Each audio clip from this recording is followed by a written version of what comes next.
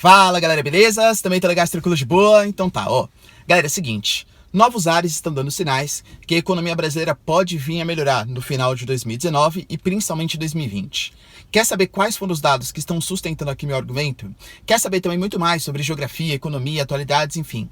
Tudo para se manter sempre bem atualizado, então já se inscreve no canal, deixa seu like e compartilha esse vídeo, que eu, Ricardo, conto muito com a ajuda de vocês, belezinha? Tamo junto? Então tá. Galera, é o seguinte, ó, inicialmente antes de começar o vídeo, peço desculpa para vocês, tô um pouco rouco, né, associado aí a um pequeno resfriado que eu tive, mas como o assunto é bastante importante, não poderia deixar de fazer o vídeo aqui para vocês. O Brasil, ele passou por anos, assim, péssimos, né, e muito dessa culpa dessa crise econômica seria justamente os altos gastos que a gente teve sem uma consequente arrecadação, subsídios ao preço do petróleo, subsídios ao preço da energia elétrica e responsabilidade fiscal mesmo, tá? Que a gente teve associados a casos de corrupção, alta interferência do Estado, que afugentaram investimentos estrangeiros, uma série de problemas, tá? E o Brasil, ele tá demorando para conseguir recuperar sua credibilidade no cenário internacional e vamos ser sinceros aqui, tá? A pauta econômica até pode ser interessante para os investidores estrangeiros, mas com certeza a instabilidade política, tanto da América Latina, que aí não é culpa do Brasil, mas do Brasil mesmo, tá? Com o governo Bolsonaro arranjando briga com todo mundo, colocando um doente na Funarte, sabe essas coisas assim? Isso afasta investimentos estrangeiros, com toda certeza, tá? Mas mesmo assim, o Brasil está apresentando uma leve melhora, tá? Se a gente comparar os dados do PIB brasileiro nos últimos anos com o PIB desse ano, né, a gente percebe que está tendo uma leve melhorazinha, e isso muito puxado por alguns setores. Primeiro, a gente tem que entender que a gente está no momento de queda do dólar. O dólar está valendo, aliás, um aumento do dólar, né, uma queda do real. O dólar está valendo muito e o real, aliás, valendo muito pouco. Se isso é ruim, porque isso vai fazer com que a gente importe coisas a um preço mais alto, isso favorece, por exemplo, as exportações brasileiras. O principal setor que puxou essa alta do PIB foi justamente as exportações agrícolas, a agricultura do Brasil. Por quê? Porque fica barato comprar do Brasil soja, petróleo não é agricultura, né? Mas soja, cana-de-açúcar, laranja, milho, enfim, tudo que o Brasil realmente exporta. Então esse é um setor que está puxando a economia brasileira. Outro ponto bastante importante é a indústria. A indústria, ela de novo, né, a indústria e a construção civil são dois setores que geralmente a gente fala que o setor secundário da economia, que é a indústria e a construção civil, elas são um termômetro da economia. Então, quando o setor secundário, isso foi o caso do Brasil em 2013, 2014, quando a economia ainda está indo bem, mas a indústria e a construção civil elas estão começando a cair, elas são o primeiro momento ali, o primeiro indicativo que a economia vai começar a ir mal. Da mesma maneira, se a economia está mal, mas o setor secundário começa a agir, a indústria e a construção civil começam a melhorar, isso é um sinal que a economia vai melhorar. E o setor secundário está melhorando. As construtoras estão voltando a construir um pouco mais, embora os imóveis tenham apresentado uma queda, uma deflação esse ano, natural, já que não tem praticamente ninguém consumindo, mas está apresentando leves melhoras. A gente tem que lembrar que o Brasil, nesse momento também, de uma recessão econômica muito grande, é difícil a construção civil e a indústria voltar a melhorar, porque falta investimento, capacidade de investimento do Estado. O Estado brasileiro, até com a tal da PEC do teto, né, dos investimentos, a gente não pode fazer tantos investimentos que poderiam fazer um ciclo virtuoso da economia. Poderiam gerar emprego, se gera emprego, as pessoas consomem mais, contratam mais funcionário e tal. Infelizmente, o Brasil, ele tem essa PEC do teto que segura os investimentos, congela os investimentos, e isso vai fazer, claro, com que seja mais difícil a gente se recuperar com o Estado sendo o motor dessa recuperação, tá? Mas o setor secundário está apresentando uma leve melhora. Só que o setor secundário é a indústria, a construção civil para o mercado interno. Por quê? Olha que coisa complicada. Quando a gente pega as exportações brasileiras, o Brasil, pelo menos até mais ou menos 2008, por aí, ele não era ao contrário do que a gente achava, tá? Ah, o Brasil só exporta produtos agrícolas. Isso não é totalmente verdade. O Brasil, por exemplo, nos anos 90, ele foi muito mais exportador de manufaturados do que de produtos agrícolas. Professor, mas manufaturado, tipo o quê? Tipo carro. O Brasil é um grande exportador de carro. Só que, claro, a gente não exporta os nossos carros, né? A gente exporta Toyota, Chevrolet, GM, né? Ford, Chrysler, Nissan, enfim. A gente exporta todas as transnacionais. Isso é uma coisa que traz muito dinheiro para o Brasil. Com toda certeza, traz dinheiro para o Brasil e mais dinheiro ainda para o país sede dessas fábricas, com toda certeza. Mas a exportação de manufaturados era um setor importante para a indústria nacional. Para a indústria nacional, que é transnacional, mas é nacional. Só que acontece, os nossos vizinhos latino-americanos estão, galera, ferrados. Pensa, por exemplo, quem era o maior comprador de carro que tinha aqui na América do Sul? Argentina.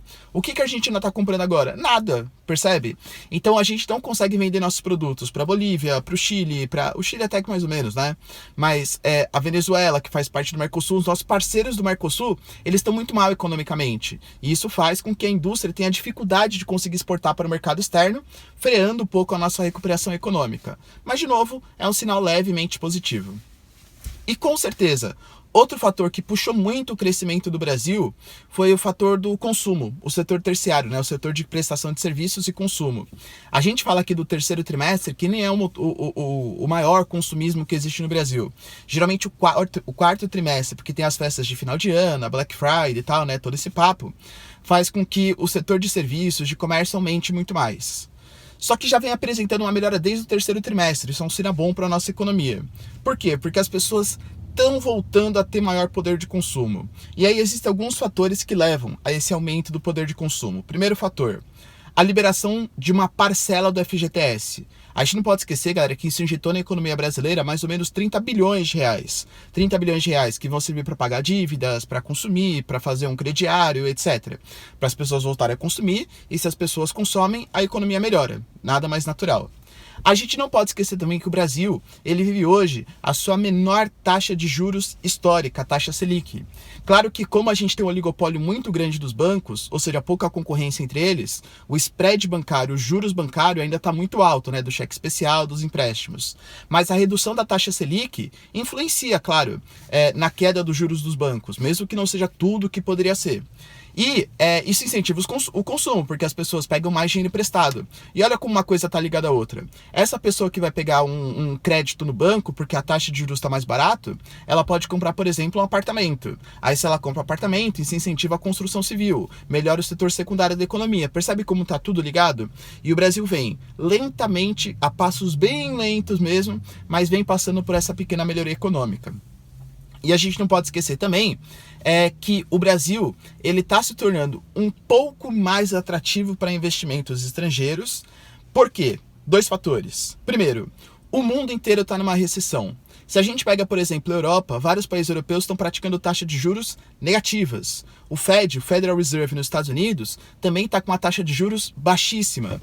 O Brasil, mesmo com essa baixa taxa de juros, ainda é uma fuga de capitais. Ainda é um lugar bom para você colocar o seu dinheiro, fora essas questões políticas, né, do Bolsonaro, que fica fazendo essa idiotice que a gente sabe e tal. Mas as políticas econômicas brasileiras prometem um bom futuro para os rentistas em 2020. Em 2020 a gente vai ter, por exemplo, prometido pelo governo, uma reforma do Pacto Federativo, uma reforma administrativa, a gente vai ter, galera, mais reformas econômicas, privatizações, concessão, por exemplo, de estatais, até o papo de privatizar o Banco do Brasil, que eu não acho que vai acontecer, tá? Foi só para sentir o feeling, o que ia acontecer lá com a opinião pública, não acho que vai acontecer. Mas um papo de privatização que agrada os investidores estrangeiros. E isso vai fazer com que o Brasil receba mais investimentos, é uma coisa óbvia. E o último setor, né, que eu queria falar para vocês, que é a informalidade.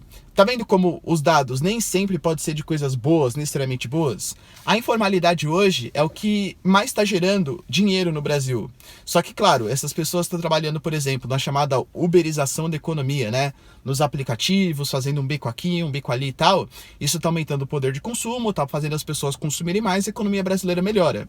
Mas tudo isso sem garantias trabalhistas, sem uma efetiva melhora da condição de vida, com o aumento da desigualdade social. Por quê, galera? Porque todo esse dinheiro está indo para as grandes corporações, digamos, para os grandes empresários. Mas a população pobre mesmo está carecendo desses direitos que são essenciais para uma boa qualidade de vida. Então a economia brasileira, esse ano, teve uma pequena melhora. Em 2020, é bem provável que se as reformas passarem para frente, o Bolsonaro parar de ficar arranjando esse monte de desculpa que ele arranja, esse monte de briga, melhora ainda mais. O cenário é bom, o cenário é interessante. Aqui fica uma pequena análise e também uma pequena torcida. Espero eu, tá? Que os liberais estejam certos, porque qual a ideia dos liberais? Não, mas, Ricardo, sabe o que vai acontecer? A gente está nesse momento em que é melhor trabalhar na informalidade do que não ter emprego. Beleza. Num segundo momento, em 2020, por exemplo, com a economia brasileira melhorando, como as empresas vão contratar mais funcionários, porque vai expandir seus negócios, vai vender cada vez mais, é natural que essas pessoas que hoje estão na informalidade partam para a formalidade porque buscam melhores condições de trabalho. Espero mesmo que isso seja verdade, mas a reforma trabalhista, essa precarização da relação de trabalho, não me traz bons horizontes, tá? Tô sendo sincero com vocês, realista e sincero. Tudo bem, galera? Deu para entender? Esse pano de fundo da recuperação econômica brasileira é uma recuperação lenta, lentíssima, mas que está caminhando. É bem provável que nos próximos anos o cenário seja um pouquinho melhor. Claro, tem fatores externos que a gente não pode contar, né? Vai que acontece uma revolução na América Latina, que nem tá acontecendo, né? Um monte de convulsões sociais. Vai que acontece lá uma guerra comercial que também afasta investimentos, que também tá acontecendo. Então o mundo inteiro são coisas que não dependem só da política nacional, tá? Mas assim, a previsão é boa, tá? Esse é um recado para vocês. A previsão é boa. Tudo bem, galera? Deu para entender? Se vocês curtiram o vídeo, então, ó, já deixa seu like, se inscreve no canal e é isso aí. Beijos, abraços e